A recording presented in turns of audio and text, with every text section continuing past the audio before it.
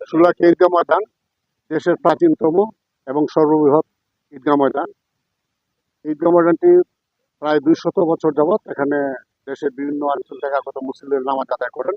তার এই ধারাবাহিকতা এই সুলাকি ঈদগাহ ময়দানে 199তম ঈদুল ফিতরের জামাত অনুষ্ঠিত হবে।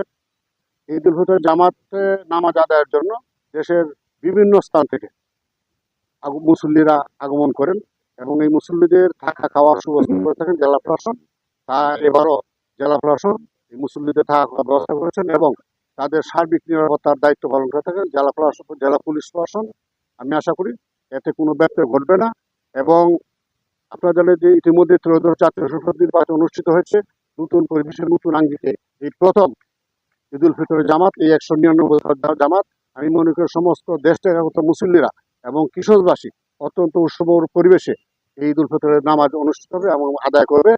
তবে এই ঈদগাহ ময়দান নিয়ে ইতিমধ্যেই আমরা উচ্চ মহলে কথা বলেছি।